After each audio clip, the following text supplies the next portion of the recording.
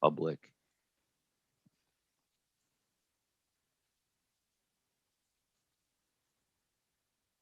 I'll shoot it to you as soon as I get it. Hold on. There it is. I got it. You got the link? Yep. All right. So give me like a couple minutes and I'm about to spam this everywhere. Yep. Me too. Oh, I already got it. I got the link. Oh, sorry. The audio delay started yelling at me. I forgot to mute the YouTube stream after I just said that I would do it. Right. God bless. All right. I trolled myself.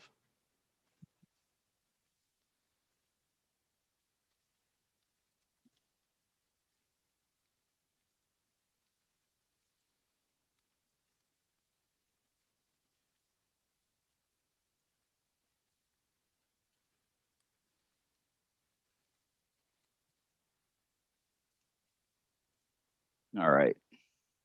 Hey, Matt Petrie. Matt Petrie has joined the live stream. We're starting to get some live viewers. Hail and welcome, everybody. Give us just a couple of minutes. We're started a few minutes early. We're starting to share the stream information out to our various platforms. If you're watching and you want to distribute that out yourselves, please feel free to do so. Hello, Matt, John Watkins, Wind in the World Tree. Hello.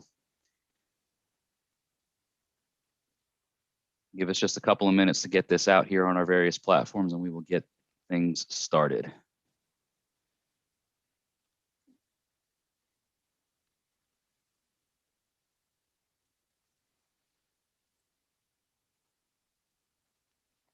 All right.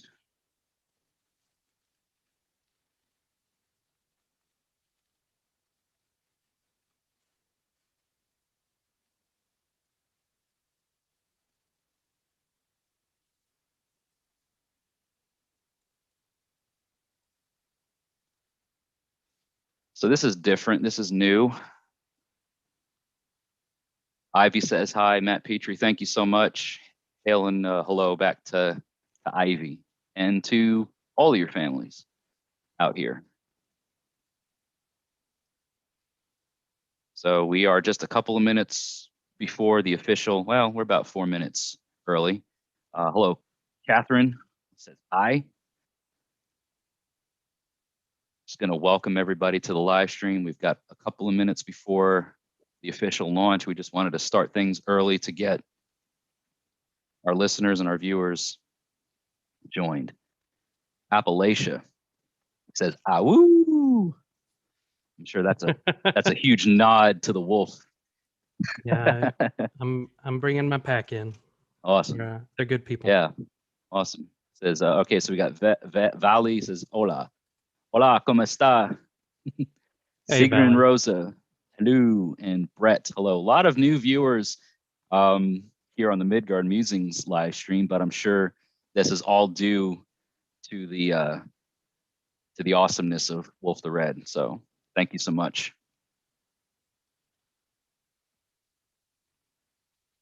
Hello, Sam. Hello, Nick. Hello, Brett. Hello, Callan. I'm not ignoring you guys. I'm putting out all the information real quick. Yeah, do it, man. Do it. I know my people are like, why isn't Wolf saying anything? I'm rapidly clicking. You're doing it. You're doing the thing, man. A lot of live viewers coming up right now. The numbers are climbing, extraordinarily climbing. Hello, Solari. Hello, the Quara system friendly. So many people joining the live stream. Oh my goodness, my girds. You know, just seeing all kinds of people joining right now. Hail and hello, Robin E. Thank you, Variance the Eclectic, for the $5 super chat donation. Variance, what is up, dude? Thank you for supporting my friend. Thank you all for the support. You know, live viewers coming in here like crazy. Appreciate the super chat donation. Thank you so much. Wolf is good people. You're right, Sam. Heathen Research. We have made it. Yes. What's up, HR? Yeah. Oh my goodness, we got Ocean Keltoy joining the live stream. Are you kidding me? No, are you kidding me right now? Can you kick him out of the stream? We don't need him here. Let me just ban this. Let me just ban this fool. There No, you go. just Yeah, kidding. let's do it.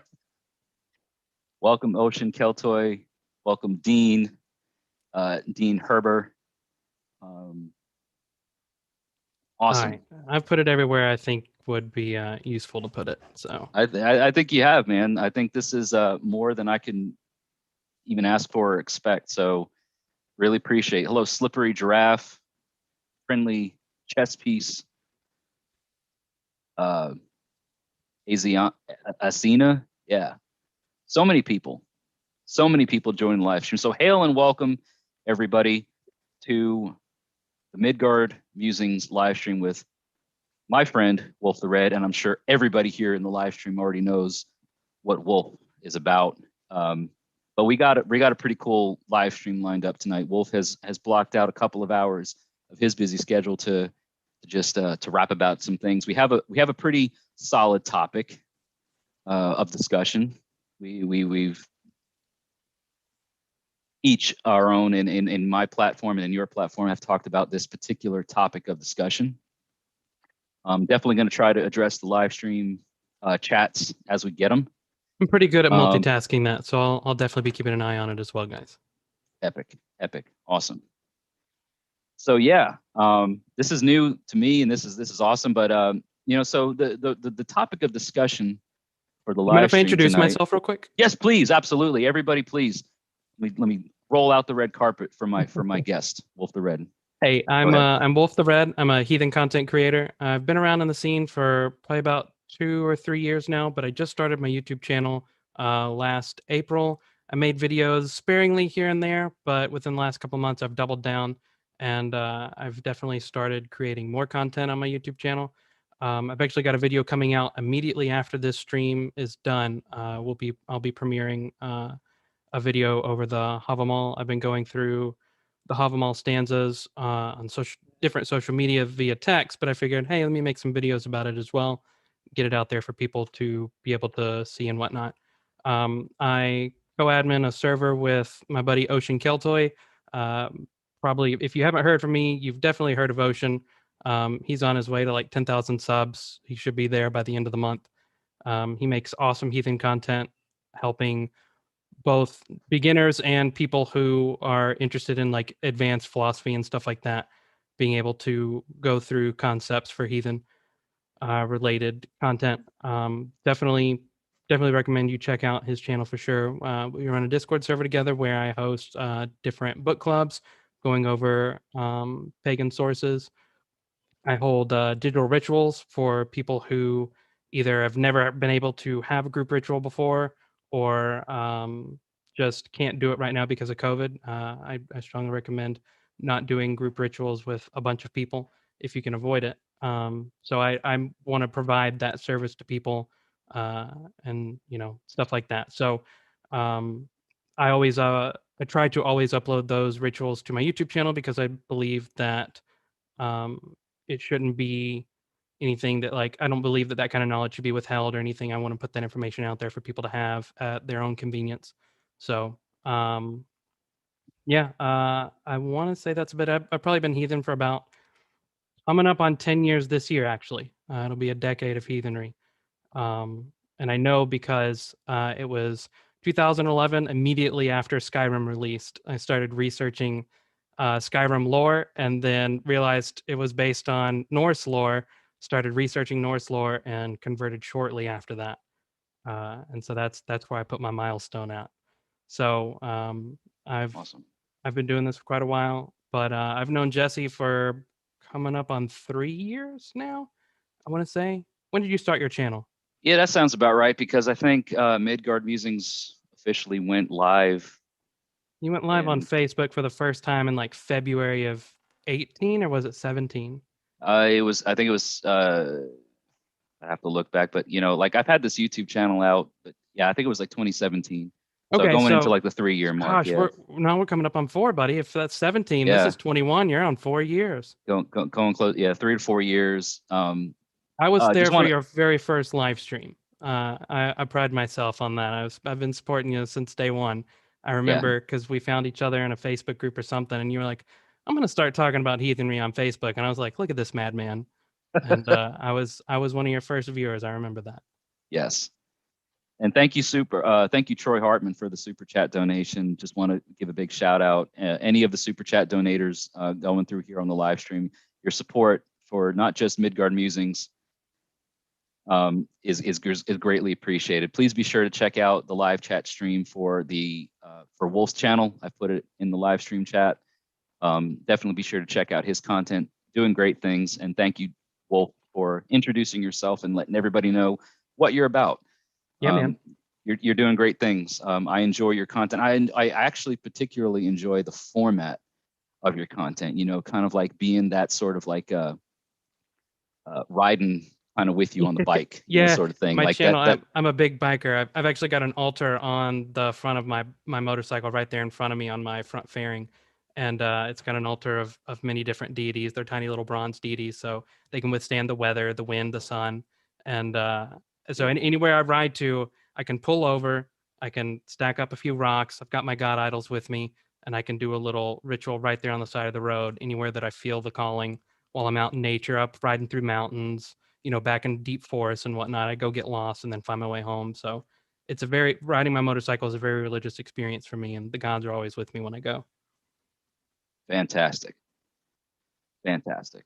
Love it. And you know, love your content. The Havamal thing that you started, I'm looking forward to seeing more of that.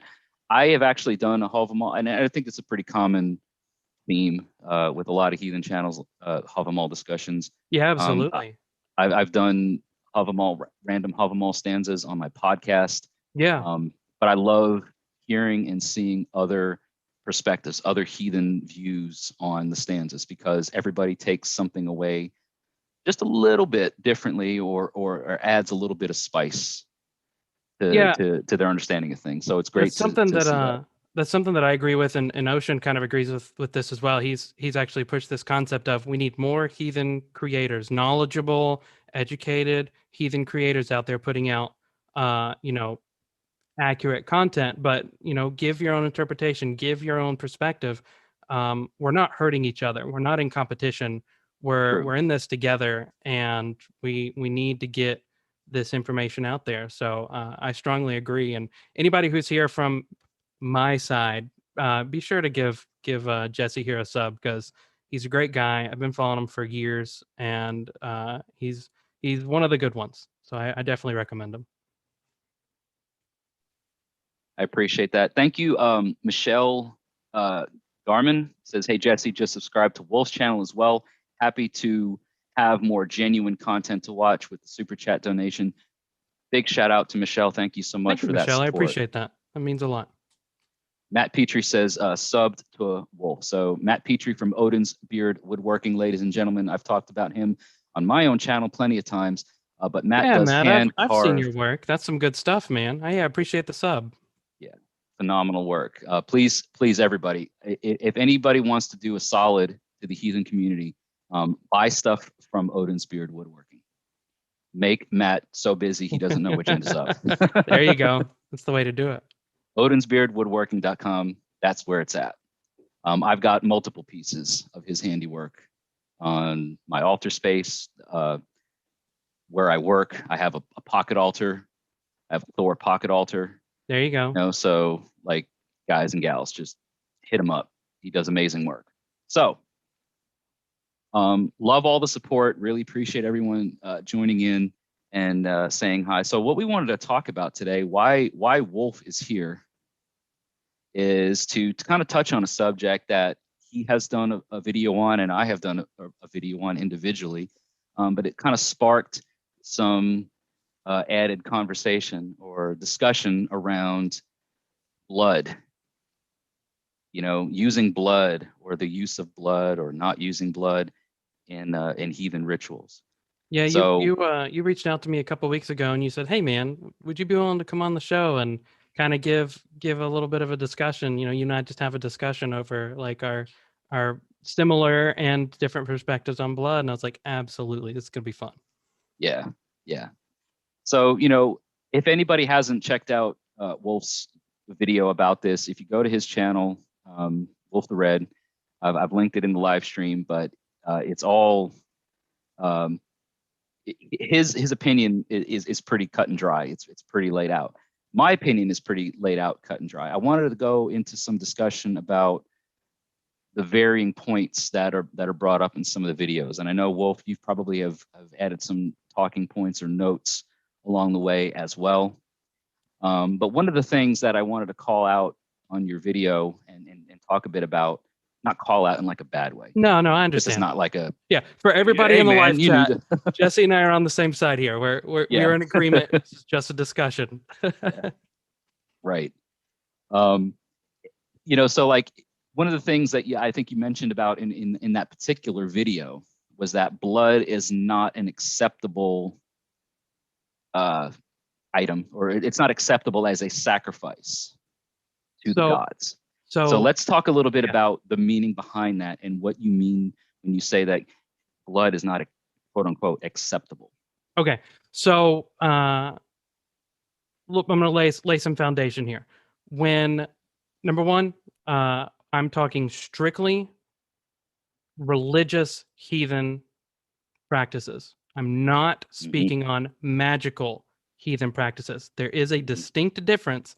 It seems the same, but they are very, very distinct difference, and it changes the perspective completely.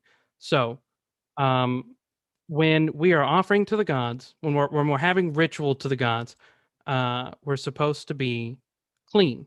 We're supposed to be supposed to like wash our hands, wash our faces, just be regularly clean.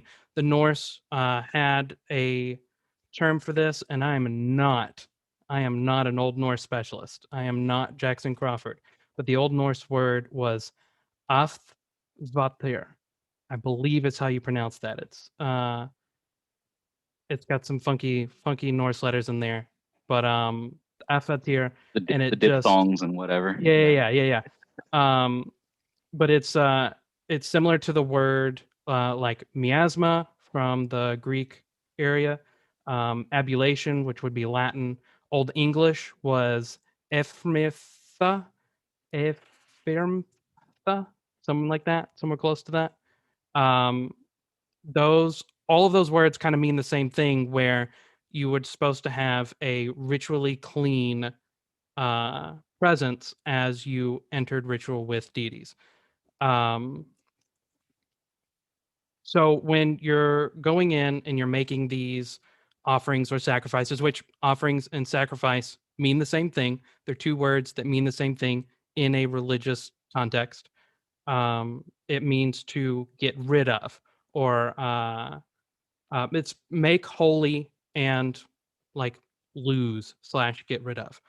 So when you are making a sacrifice, you're supposed to lose the thing completely. When I say the blood is not the acceptable part of the sacrifice, what I mean is you can't take your hand and slice your hand with your knife, bleed on the ground, and then say that you've done anything. A valid sacrifice, to be the flip side of that, would be have a live animal and kill it on the spot.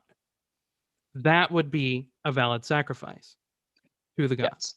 Yeah. So I think that when we talk about things like blood and the life-giving forces of not just us as humans, but of any living creature, mammals, we're talking about the intent behind the sacrifice, the intent behind the gift.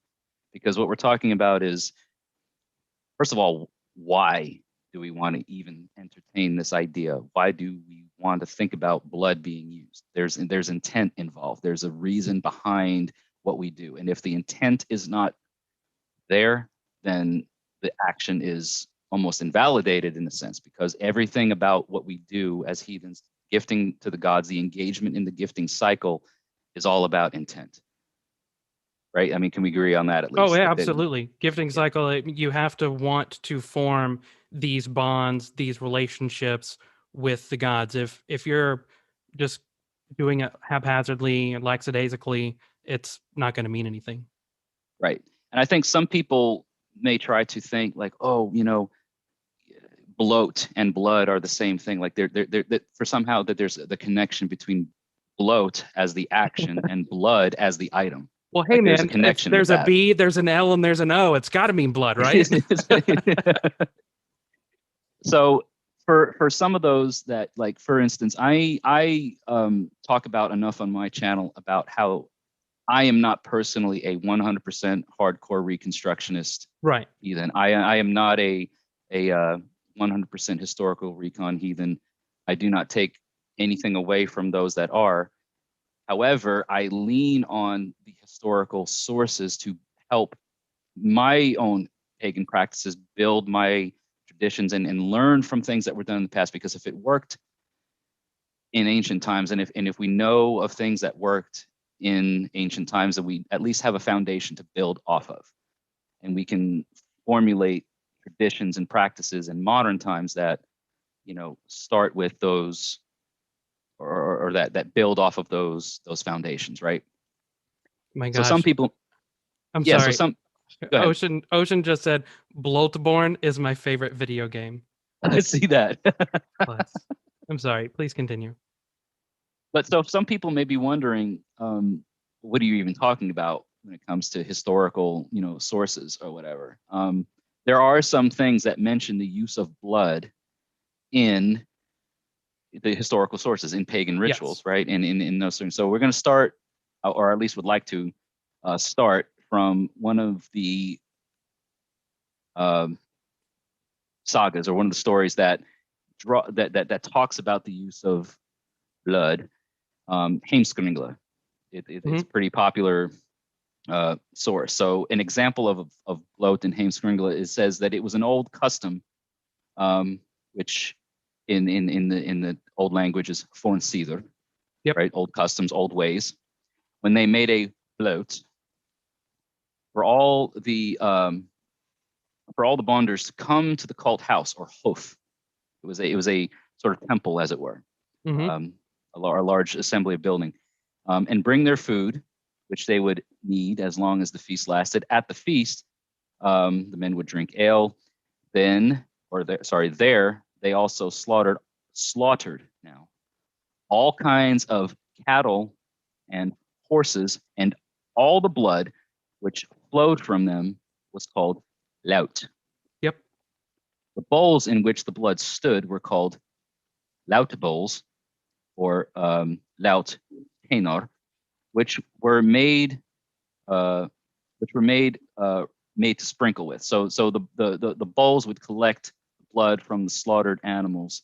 Yep. And from these bowls, from these receptacles, the blood was sprinkled. With all this, they should stain the stalls red, and likewise the cult house, or the hof, the walls inside and out, and they would likewise sprinkle it on all the men. The flesh was cooked as meat for the guest feast. Now, what we're hearing about, or what we're seeing, is that there was no waste. Right. There was an intent. There was a purpose. Right. The animals were slaughtered for the consumption of the community, and the blood from those animals were used to sanctify, or sort of Correct. Yeah, make holy. Make holy. Yep. Yeah. I think one of the biggest differences, or one of the biggest things that stand out, is animal blood that was used during slaughter, and then the animals were consumed, versus human blood, our own blood, when it comes to those sorts of things. The key point there is the animal died. They didn't go up to the animal's legs and make cuts on the animal's legs and collect the animal's blood as it ran free. And then they patched the animal up later, and the cut healed, and the animal went on to produce much more animal offspring. And they were able to use that animal continuously for generations and generations. They killed the animal, and they lost the animal. They they gave the animal to the gods. No, I mean, you say donate, but that's an interesting term that you use, because it's kind of acceptable, because you're offering as a gift to the gods in hopes that the gods then gift back to you in terms of whatever the gods may give. Right. Which is, again, the intent behind the sacrifice. So one of the things that I think as a pagan we may need to learn or understand is that the gift, the sacrifice, means that what we give renders the thing unuseful and no longer useful to us in profane space. Right. We've rendered that item, whether it be an animal, whether it be the food, whether it be the crafted item, whether it be a blade or something. We see this historically in not just Norse or Germanic cultures, but in many other cultures. They render that item unuseful in profane space and time. They will ritually bend or burn or destroy the item as a gift to the sacred. Right. Yeah, with like an axe or a sword, you would render the axe or sword unusable and then toss it into the river or bury it underground on your property. Right. And that is in itself a gesture to gift to the sacred in a way that now this item is no longer useful for us. So the way that ancient pagans would have gifted to the sacred, to Wolf's point, right? The animal was slaughtered. It's not like he said, it's just blood given to the ritual or whatever. It's now consumed. It's now used by the community. Right. So that's one important thing to take into consideration. I think there's only really one example of self-harm. So with this whole idea of blood and pagan ritual, and now we understand that the blood that was used in ancient pagan rituals was used by or used with animals that were then consumed by the larger collective. Right. People now in modern times like to perhaps adopt a idea that our own blood needs to be used in sacrifice or Yeah, that was a in gifts. concept that sprouted up in like the 80s and 90s when the heathen religion didn't start as a religion. It was actually like a bunch of like druids and witches and whatnot that were really into magical practices. And in there, there's much less rules concerning what you do and or don't do with blood. And then as the religion started sprouting up in the 80s and the 90s, those magical practices were mixed in with religious practices. And historically speaking, that's not accurate. That's not how it was done. That's not how the religion was practiced by our ancestors. And I know you said you're not a strict Reconstructionist. I'm fairly strict. I do think that revivalism is important. We're supposed to take this knowledge from the past, and we can't do everything exactly like they did. We all don't live on farms. We all don't farm and sail and trade and all that. We're modern people, and so I try to bring my stuff into the modern times as well. Yeah, and with to maybe build on that, like I've said in my various platforms, that tradition is not the worship of ashes. It is the preservation of fire. There are things that fire includes that are embers, things that may be dormant, things that may need to just be revived, like you said, revitalized. Did you write whatever? That? Tradition is not the worship of ash. Did you write that? Is that yours? I or did quoted you read it it somewhere? I quoted it on a meme that I've posted it on my platform. Who said it, where I heard it from? Yeah, I don't quite remember. I was about to say, dude, that's prophetic as shit. That's awesome. but it is, I have posted it on my social media that tradition is not the worship of ashes. Got it. It is the preservation of fire, because Yeah, things like that are that dead and gone don't like, there's value in the way things were done, but it not to the extent of trying to just revive dead in unimportant things. There has to be life to it. There has to be some sort of ember. There has to be some sort of fire to exist, to continue it. So to that extent, where you talk about the use of personal blood in pagan rituals, we're going to talk a bit throughout this live stream about religious ritual versus magical. Somebody had mentioned, I forget who it was, during the live stream about, there's a difference between religious ritual and magical ritual. Yes, there is.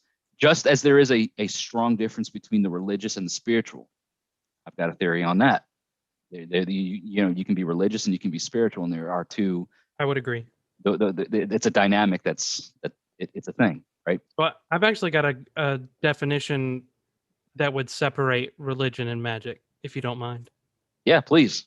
So the way I have it here, I wrote it down. I want to make sure I write what it was. So in magic, so in prayer to the gods in a religious context, you are requesting from the gods. You are coming to the gods and asking things. You're not going to Odin and saying, Odin, give me this. You're saying, Odin, I offer this to you. Will you please, in return, give me a gift back? And you can request what that gift may be. If you need help or strength or wisdom or something, you're asking these really powerful deities for help. In magic, you are demanding forces bend to your will. You aren't asking, you are demanding. You're trying to bend Trying whatever to the shape force. weird. Absolutely. You're shaping and bending to your will and your demands. It's not a request. And that's where I feel like the line really differentiates. Which can also get into the definition of prayer in heathenry. I've done a video myself. Ocean Keltoy is here in the live streamer watching or in the chat. Recently did a video on the dynamic of prayer in heathenry. Yep. And sort of, the structure of prayer in heathen, which I 100% agree. There's a structure. There's an invocation involved. There is there's various things that It's sort like of writing a letter. It's a format. It's like writing very a letter. much like that. It's like you're addressing the deity. You are calling upon this deity, whether it be through names or kennings, and you are laying out sort of the need or the structure of things, and then there's a gift involved. So I 100% would direct anybody that's watching the live stream right now. If you're, you shut up, Ocean Keltoy. Ocean doesn't like to be complimented. He hates it. That's fine. I redact that then. Yeah. Don't, you know what? Everybody that's watching, whatever I said about Ocean Keltoy, don't listen to me. Don't check out his channel. Right? Don't do that. But it carries weight. So what I wanted to talk about with the use of personal blood, like you talk about it being a very modern thing, there is something in Egil Saga with the use of self-harm or self, using your own blood. It's very specific, and it points to a very specific thing. So for those that don't know, in Egil Saga, Egil Skallagrimsson, Egil paints runes with his own blood on specific things to sort of protect. Yeah, he's about to drink a cup of wine, and that wine has been poisoned. And to protect himself from that poison, he cuts his hand and very quickly inscribes some runes on there that he thinks will protect himself. Right. That is a magical practice. Yes. Which goes into, so when we talk about magical practices, I may use the term ICP, individual cultic practices. Okay. Things that have absolutely no bearing on historical sources or whatever, but things that either individuals or myself or others may have experienced that prove to be beneficial or have received results from. Case in point, right? I personally adopted an approach to paint the runes that I have in my magical practices, in my quote individual cultic practices, paint the runes with my own blood. Right. As a nod or as a sort of homage to the fact that when Odin took up the runes, he hung from Yggdrasil for 9 days and 9 nights in agony, and then finally on the 9th night, screaming, took up the runes, pierced by his own spear. There had to have been, at least in my own mind, blood involved, because he's hanging from a tree. Gravity is a thing. Blood drips down because, again, gravity. And the blood of Odin was imbibed or whatever into the runes. So in my own way, in my own individual cultic practice, in my pagan approach to things. My runes were touched by my own blood, Right. sort of in a way connecting them to me. Now, am I trying to say that this is the way that it was done in ancient times? Am I trying to say that this is canon? Am I trying to say that it's, the way every pagan should do it? No, Right. not at all. Did it work for me? Have I received, benefit from it, from doing it that way? For me, yeah. But am I saying that that's the way you should do it? That everybody should do it? No. Can I touch on that a little bit? Because I'm actually going to agree Absolutely. with you a little bit. Yeah, please do. So in this magic ritual that you're doing here, that's something called sympathetic magic. You're taking something of yourself and you're applying it to an object, the runes. So you're taking your blood and you're applying them to the runes. That's called sympathetic magic, and it creates a like link, taking two likes and it's connecting them. So the blood is still in your body and you have that blood, and also your blood is on the runes. So now your runes are connected to you through the like substance.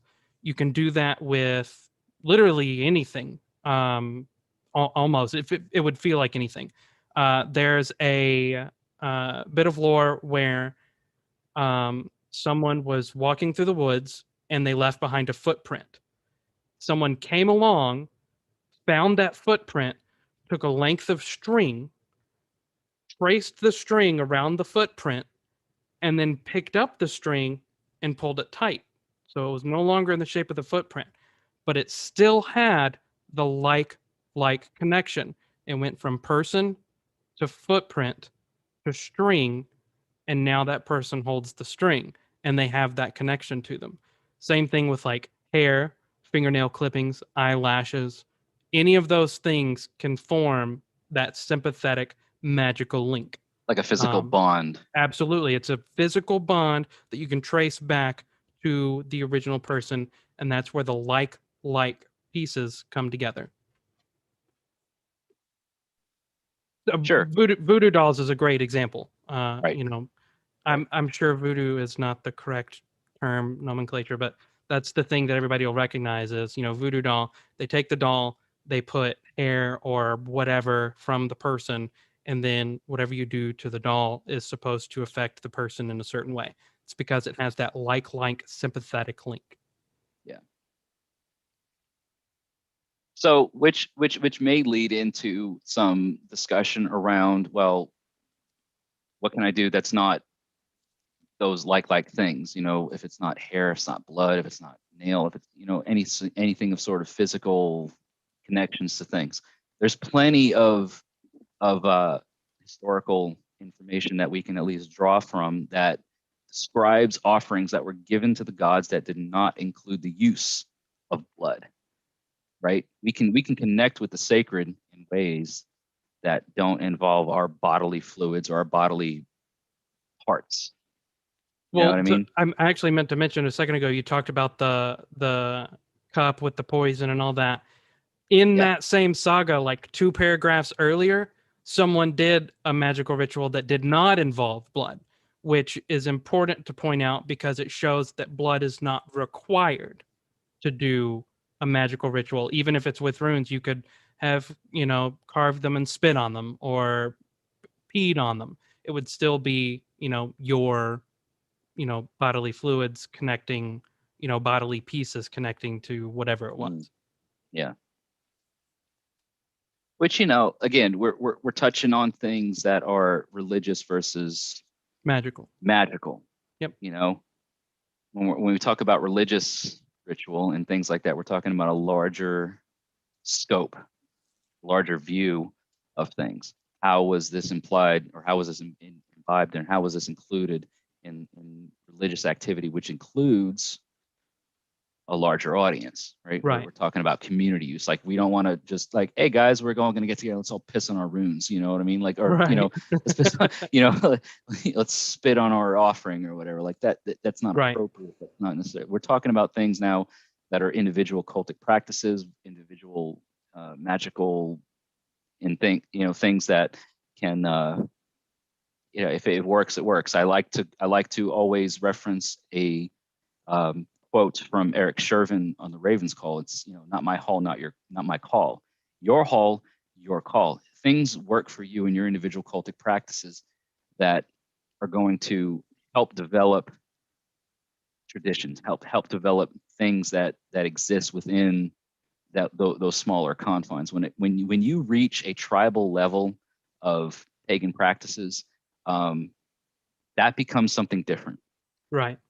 You know what I mean? Like that becomes something that the community or the society or that collective agrees upon as being the tradition of that said collective, of that tribe, of that group. Like, this is what we're going to do. This is how we've determined we connect with the sacred, that sort of level. Right. What you do in your hall, what you do behind closed doors, what you do in your own sacred space, like, hey, boo-boo, you do you.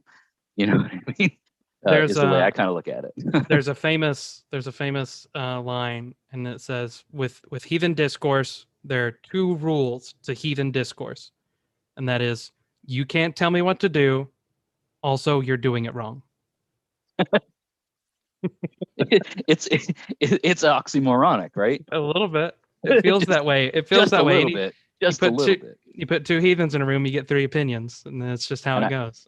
Yeah, and I've said this so many times. You get, and it could go so many different ways. You could ask, the opinions of a god, or the characteristics of a god, or how a god or a goddess or any sort of sacred figure connected with you as an individual. You get 10 pagans in a room, and you're going to get probably 10 different responses. Oh, absolutely, every time. Yeah. So one of the interesting things that I thought was worth pointing out when it comes to this whole thing was, the inclusion of blood and whatnot, and how you don't need that. It's not needed. We have, as I was pointing out earlier, that some historical sources or at least eyewitness accounts of the ways that people connected with the sacred and how it was documented in historical resources. I'm gonna point to a source, Ibn Fadlan. If anybody's watching knows the movie The 13th Warrior, that movie was kind of loosely based off of the documentation or the historical source of Ahmed ibn Fadlan, who was a Muslim ambassador who experienced things from the Swedish or from the Rus, I should say. So Ibn Fadlan describes an offering that he describes a something that happened among the Rus in his documentation, and he quotes. He says, when the ships would come in their to their mooring place, everybody would go ashore with bread, meat, onions, milk, and intoxicating drink. You can only assume that meant some sort of psychedelic or alcoholic beverage or something that would change or alter the your senses, right? And he says, betakes himself to a long upright piece of wood that has a face like a man and is surrounded by little figures, behind which are long stakes in the ground. The Rus prostrates himself before the big carving and says, now, before I read what he says, I want to call attention to the fact that Ibn Fadlan documents the fact that the Rus would prostrate themselves before these figures. It erases that I do not kneel before my gods rhetoric. Yes. Yeah. Which I've done videos on about this whole kneeling before the gods thing. I got a couple buddies who've done videos on it. Yeah. To which I have said there is absolutely historical references to the fact that prostrating or kneeling or putting yourself in a subservatory position before the sacred is 100%. If you want to try to argue the fact that you're equal to the gods, then you're 100% wrong. Yeah. Not only, like, anybody who says, I do not kneel before my gods, not only do we have no evidence to support that they thought that, we have evidence directly contrary that says that they did kneel and they did prostrate or lay flat on the ground in front of the gods to pray. Yeah. So this was a thing, Absolutely. documented and We have more recorded. than one of those accounts, but that's a famous one. Exactly. So what Ibn Fadlan records is that the Rus would prostrate themselves before this carving, a god pole, if it, as he may want to call it, and they would say, or at least what Ibn Fadlan documents, it says, "Oh my Lord, I have come from a far land and have with me such and such a number of gifts, such and such a number of girls and such, whatever." And then they would proceed to enumerate all of their wares. They would spread this all out before the god pole, before this figure, right, as an offering. I have brought you these gifts, and lays down, prostrates themselves, and continues. I wish you would send me a merchant with many dinars and dirhams, and will buy for me whatever I wish, and will dispute anything. And then he goes away. So basically, what's happening here, right, is the subjugation of profane to the sacred, saying, I've got all these things and I want your blessings in return. There is this generous gifting offering to the sacred, right? Wanting to receive blessings in return. So who are we to then now say that we are equal to the gods, that we stand, that we do whatever? Like, hey, you do you, but if you want to try to argument the fact that it's like not heathen or it's not pagan to kneel or subjugate before anyone who is above us, whether it be sacred figures or chieftains or lords or anything, like, no, like this is a thing. This has happened. This is certainly within pagan practices to perform a sort of, you know, act of subjugation. Like I've brought all these things, I've done these things, and now I wish to receive your blessing in return for these gifts. Right. So I think it's important. I think the gesture, I think the intent behind the gifts. We're talking about, you know, this whole live stream thing is poised to talk about the use of blood in pagan ritual, because I think that it's sort of over romanticized. You know, I got to cut myself, I got to give blood, I got to blood everybody around me, I got to do this sort of thing. Yeah, the have to is where the problem comes in, is when Right. people start telling you you're doing it wrong if you don't do it this way, or you're not gonna be, see, like in the 90s was a big time when people were saying, well, if you don't bloody your runes, then your runes aren't gonna activate, or whatever the fuck that means. Right. You know, so that's where you get the problems. And also I want to point out that the main reason I really honed in on wanting to make that video and being as firm as I was in the video that I made was because we have some pagan leaders out here that are telling people that they have to cut themselves in ritual, both to the gods and himself.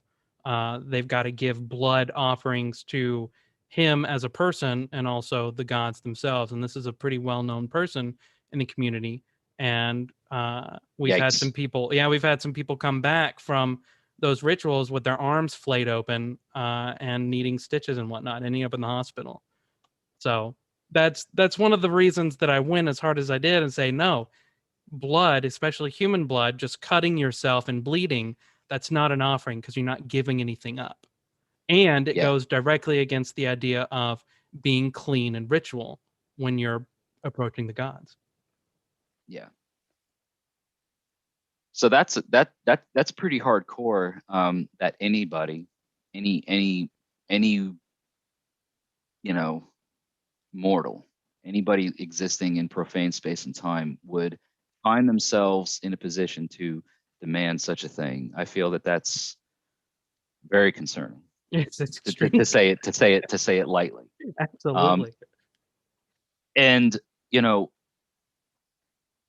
I don't carry myself, and I don't position myself to be any sort of leader in on these platforms. What I say, the way I position myself is like, hey, this is my perception, this is my approach. Yeah. I don't try to influence people to like, this is the way I do it, and therefore this is the way you have to do it. If you are out here and if you are in any sort of position to influence people, and you are telling people to harm themselves in this sort of way, for them, for you or for them or for the gods, then gotta you gotta you gotta check yourself, man. Like this is Yeah, serious business. yeah.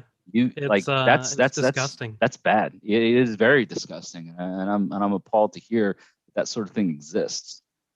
Um, because as we talked about, like there's other ways to connect, and there's other ways to reach um, your involvement with the sacred. The differences and the separateness between profane and sacred, it goes into some pretty deep heathen worldviews, Right. because there's so many things that incorporate, when I talk about this, the separation between sacred and profane, I'm talking about the differences between us in profane space. Now, us in profane space to me includes the spirits that exist within our profane space, like the Vatir of the land and of the home and that sort of thing. They are spiritual beings, but they are not on the same level as, like say, the gods. Right. There's a different dynamic there included. But man, if there are people out there that are influenced in sort of way by other influencers, other social media platforms that are doing these things to harm themselves, like that is Yeah, yikes on bikes, dude. Like, it's yikes. yeah, yikes on bikes. I've heard that be said about this person several times. So it's definitely something that a lot of people are waking up to and realizing that this is something that we just don't do. So we get into a question, I think, from some of those people that may have been influenced by these folks, right? Am I a bad heathen now? Right? Like, am I a bad heathen because I do incorporate blood or don't incorporate blood? Like that may be rhetorical in nature in the question, right? I don't think that any of us are in a position to be like, well, you're watching my content, you subscribe to us, you're listening to us, you agree or don't agree, and therefore you are or aren't a Right. bad heathen. It's a bit rhetorical. However, that's a loaded question. You know, are we now bad heathens because we do or don't incorporate blood or have that a part Bad of our thing? heathen is It's an operative term. yeah, it is. Like so again, there's such a significant difference between magical and religious.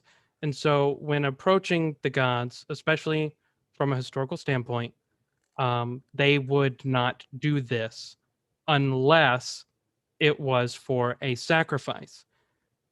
And my main point is that blood on its own is not a sacrifice, so therefore it should not be used unless it is in a sacrificial context. And to give a sacrifice, you have to, if it's a living thing, kill it. Mhm. There are some sources that show that human sacrifice did take place. The Greeks did it, the Romans did it, and The Norse Germanic yeah, the North people even Germanic did it. did. We got Adam of Bremen, Tacitus. So I actually was glad that you brought that up because I actually did some research on that one. The von Bremen, Adam of Bremen, uh, he was a Christian, and he was writing that to slander and vilify the Norse as hard as he could. He wanted to hurt heathen reputation so that if people ran into heathens out in the wild, they would be scared of them or at least be pushed away from, listening to what they had to say about their religion or whatever. To try to push the Christianization Absolutely, movement, one was more pure and better and all that which is and interesting. whatnot. I'm going to touch on that in a minute, but I'm going to let you Yeah, finish. yeah, Go yeah. ahead. So he wrote that, and it could humans have been sacrificed? Maybe. I'm not going to say that they weren't because we don't have a source one way or the other. Um, but you can't say that we know for sure based on the bias. But I won't argue that point one way or the other because nobody actually knows.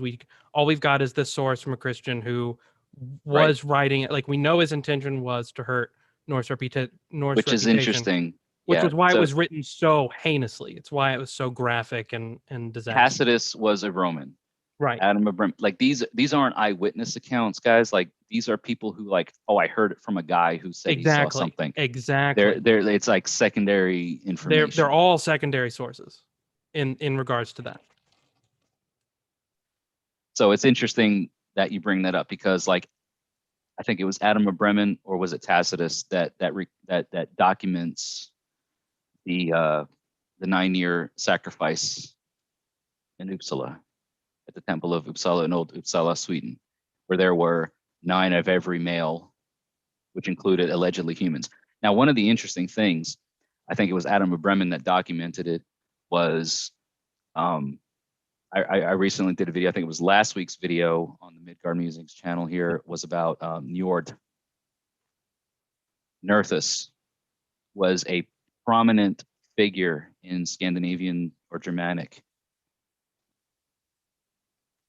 adoration. Like that was a figure, that was a sacred figure that was venerated in the Germanic cultures. And there was, I think it was Anna of Bremen, I may be wrong, that was documenting the fact that the priests would do certain things, and then there was documentation about how there were humans that were bogged or drowned as sacrifices to Nerthus. Yeah, during that time. Yeah. Yeah. So it's like there's not even blood involved. They just like off a bunch of people. Yeah. Or off somebody as like part of the procession or part of that whole thing. It's archaic at the very least. You know, we're talking about things that 1,000, 1,200 years ago that were done. When we talk about the use of blood in Christianity, I myself am an individual who is pagan now, but came from a Christian background, and I almost studied, every heathen has, at least in modern times, right? Yeah. Has anybody even read the Old Testament and knew that the Levitical priests and how much blood was involved in some of these rituals? Like that's, how many doves were killed, how many oxen were killed, how many cows were killed, how many, how much blood was spilt for the sacrifice to the deity. Yeah. And I think that's where a lot of time. that stigma in the 80s and 90s came from, was they were trying to be edgy a little bit, like, oh, these Christians now are prudes and don't want to talk about blood or think about blood. Well, let's start using blood in our rituals and whatnot when we create these sympathetic links, even though you could do many other things without using blood and get the exact without giving blood that way. You could do, like I said, the string or hair, eyelash, or whatever, fingernail clipping, skin, physical, all those physical things. So you don't like, there's no, blood's not special, and you can think that it is, but in terms of magical practices, you can use other things and achieve the exact same result, which is my main point. If it works for you and that's how you want to do it, cool. But to say that it's in any way, it has to be that way, or you're inferior, then that's where I'm going to push back a little bit. Yeah. Yeah. And I'm in agreement, because I am never going to be an advocate or a supporter of people harming themselves for the sake of connecting with the gods. Oh, well, because so-and-so, Midgard Musings said, or because Wolf said, or whatever. Like, that's not me. That's never been me. It's never going to be me. Like, you can't connect to the gods. You can't do a proper ritual unless blood is involved. Like, who are we and where are we to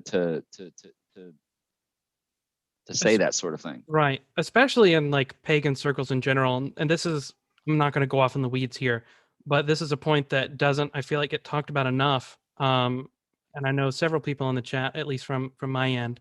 A lot of us deal with, mental pressure. We're neurodivergent. We, have anxiety. We've got depression, stuff like that. You find that hardcore prevalent in pagan communities in general. Everybody deals with their own stuff in their own way. and then you start getting these community leaders um, advocating for self-harm, that creates an issue with people who may have struggled with self-harm in the past. Now they're being told the only way to connect with their gods properly is to then go back to self-harm after they've maybe just gotten out of that cycle. It's super problematic. Yeah, yeah, 100%. And I would agree. And I would support that exact view. You know, um, we live in strange times. I've talked about this in my podcast, um, mainly built around the way the world has evolved in the last even year.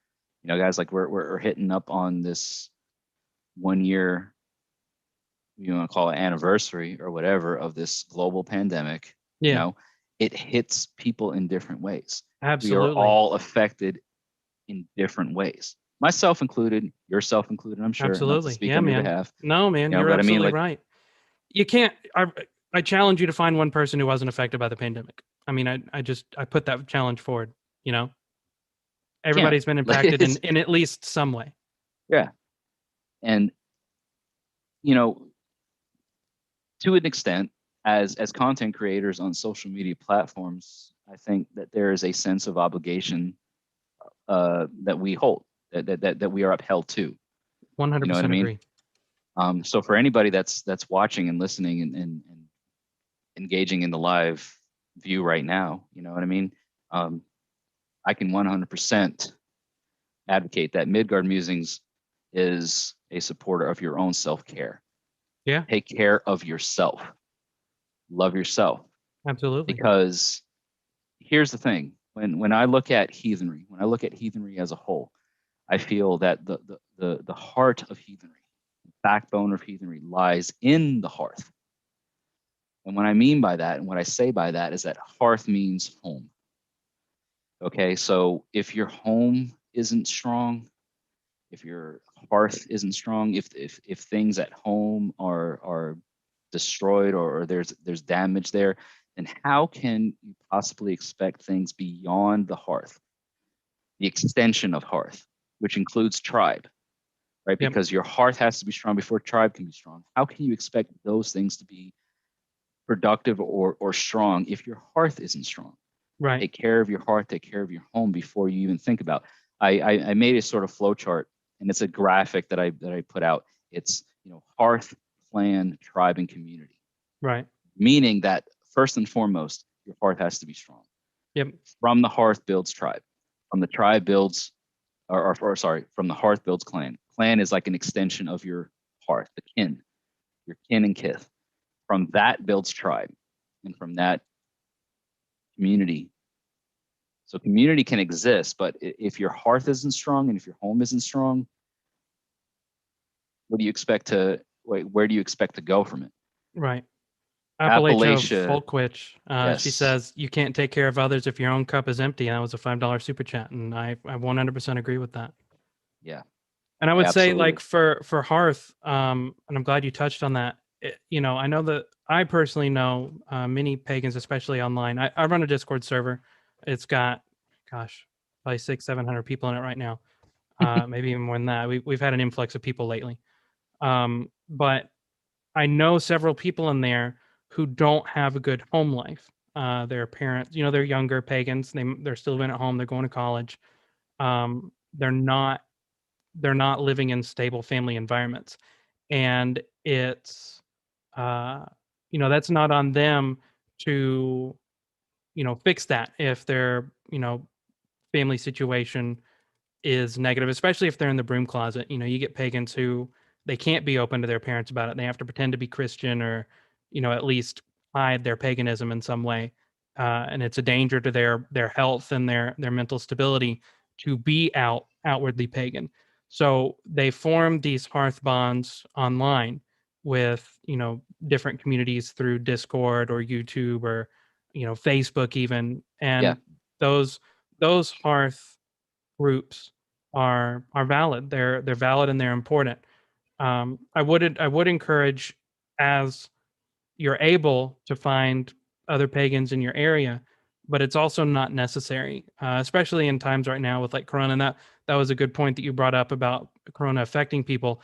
It's hindered the ability to meet in person like we normally would. Yes. I know Ocean and I had big plans to push for some more public stuff and inviting the community out and doing stuff, but we weren't able to anymore, and so we pushed everything digital. I was like, look, this is what we got to do, and it's worked out pretty well. Yeah. Matt Petrie in the live chat, Odin's Beard Woodworking, he has an online Facebook community called Heirs Embrace, which Oh, that's focuses on, beautiful. yeah, you're aware, I you know what love I'm that talking name. about. Yeah, that's Yeah. good. It's Heirs Embrace, a Heathen Headspace.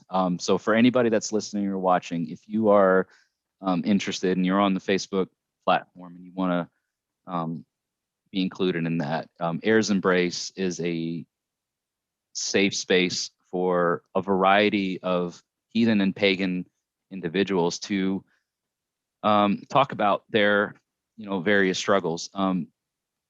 It is important, I think. We live in a modern time. Wolf is, I think you mentioned earlier, leans heavily towards the reconstructionist views of things. I adopt some of those things. I'm not 100% or majority focused on that. I try to find a middle of the ground sort of approach. However, we do have to at least consider the fact that we are modern heathens in modern times, and these are the tools that we have that exist. It's not to replace the importance or the validity of grassroots heathenry, right, by any means. However, there is value in the existence of online platforms and virtual connection spaces and things that can. no, I wouldn't know anybody in the heathen community if it wasn't for online spaces. Like I wouldn't have found like now Yeah. Wind in the World Tree in the chat. He's Beofold. He's Wind in the Oh, World Tree wow. has a YouTube channel as well. That's Beofold. Okay, I've heard you mention. Yeah, Beofold lives next door to me. He's right there. So Right. it's really convenient that happened. I didn't expect that at all for us to end up right beside each other, but I would have never known that he was who he was if it wasn't for these online communities. He could have lived next door to me for the next 20 years and I would have never known he was pagan. See, isn't that wild? Like people that live so geographically close to you or literally within like spitting distance away. People often And it say takes, like, go ahead. it takes the larger social media platforms for us to connect in that way.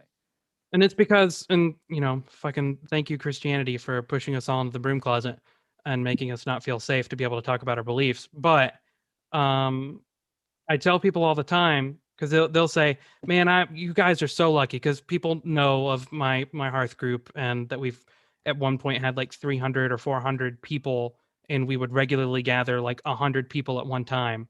This is all pre-COVID, of course. Now we're much smaller and we prefer it that way. But people are like, wow, you're so lucky. I can't believe I don't know any pagans. And I was like, you know what? I bet you fucking do. And you're both just too scared to say it out loud in the same room. And so neither of you will ever know it. And that's that. I know several people who had that. It's like we were friends for years and we both have been pagan for years and neither of us knew it for years.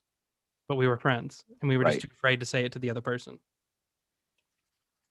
Yeah, that's wild, man. And to think like, you're talking about neighbors, people that live literally within spitting distance. I see Wind in the World Tree that says, we could talk on walkie-talkie. You could probably just scream across your porch or just holler at each other and hear each other. Almost that Throw close, a stone and you can hit.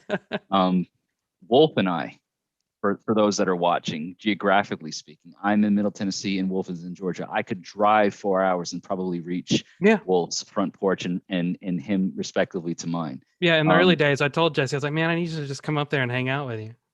And it's going to happen. It is going to happen. It is going to happen. Agree. COVID be damned. COVID be damned. We'll figure it out. Wear the masks. Absolutely. Some social distancing beforehand. Absolutely. Hey, look at us. Look at us, man. We're on the same page. I love it. We're tracking each other as though it was pre-planned. But I can assure the audience that, none of this dialogue, none of this inclusion of things, everybody that's commenting and whatnot, we had a specific agenda. We had a sort of a items to talk about when it comes to the topic on hand. But this is a 2-hour long live stream to talk about things affecting us and others that are listening, and Wolf bringing in his audience from other platforms and including people that are engaging in live chat. I see everybody with Alakai. Am I saying it right? Aliakai is in the live stream. Aliakai is a Hellenist YouTuber. She's a fantastic YouTuber. Heard you mention her on your videos, and even Ocean Keltoy's videos as well. Like, it's great to see the collaboration and the connection, and we're using modern tools. Like, this is part of the Midgard Musings thing that I, it's not like trademarked or whatever, but it's, practicing old ways in modern times, or living old ways in modern times. We are modern heathens, ladies and gentlemen. We are modern heathens. We are living in modern times. This is part of our modern times existence, the engagement of social media. And I applaud the audience, and I applaud the content creators that seek to build and maintain a wholesome and holistic approach to this social media, because there's so much toxicity out here on social media. You know what I mean?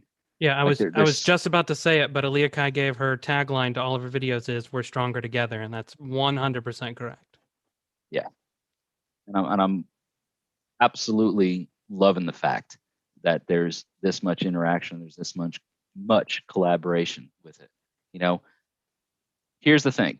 I wanted to talk about this because we're talking about blood, the use of blood in heathen rituals, right? What does blood mean? I've talked about this in one of my other videos, that the connection of blood in DNA. What does blood actually mean? Blood connects us to our ancestors in a certain sort of way. Right.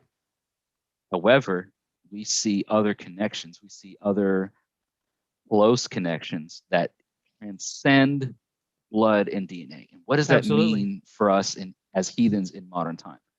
We're talking about kin and kith, right? Kin is blood, kith is an extension of family, and what those connections and ties mean. I feel that those ties and those connections transcend our blood, because there's mutual obligation understood between clans. There's mutual obligation understood between extension of families, and it transcends blood ties. So the power of the blood only goes so far.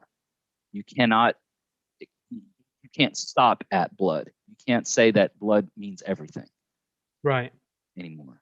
You know what I mean?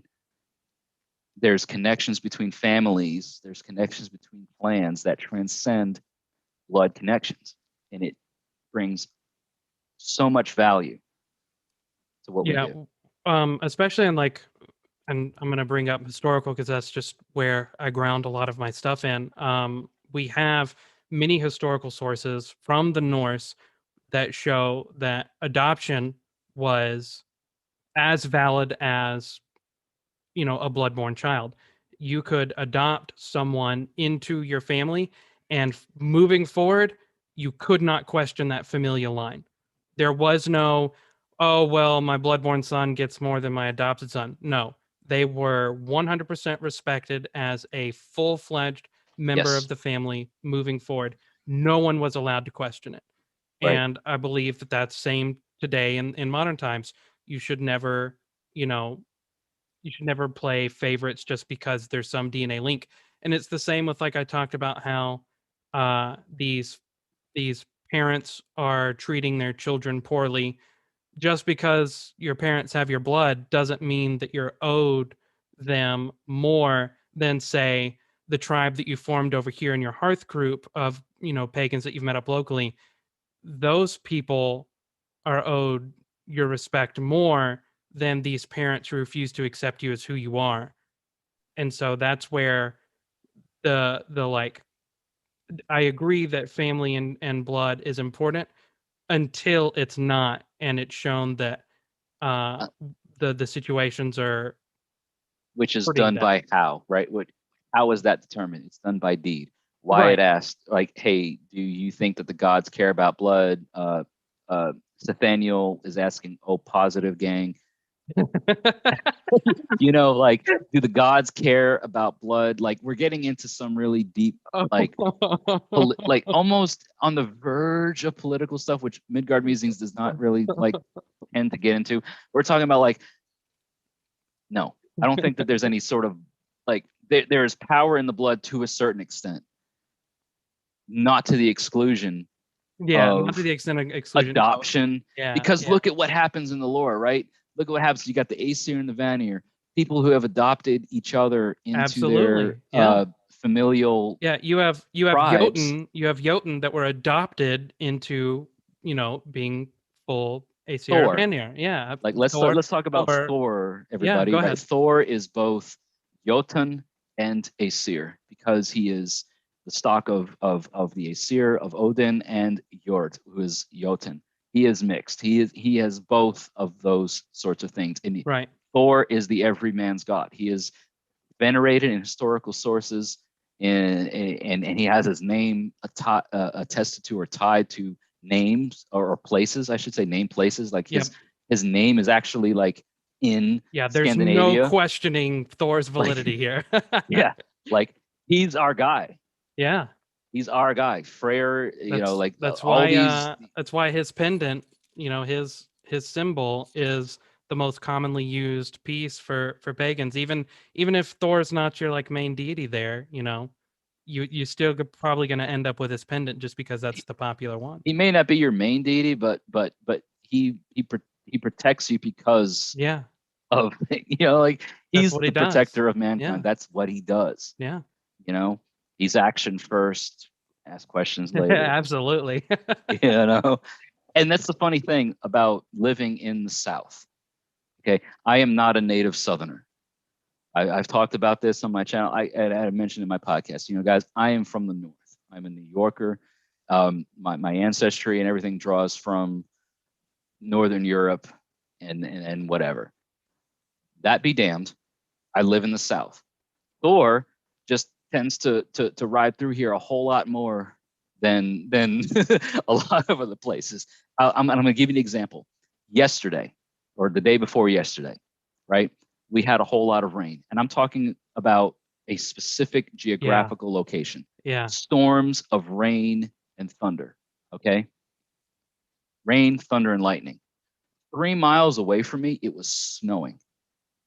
And the people who were in that area heard the thunder.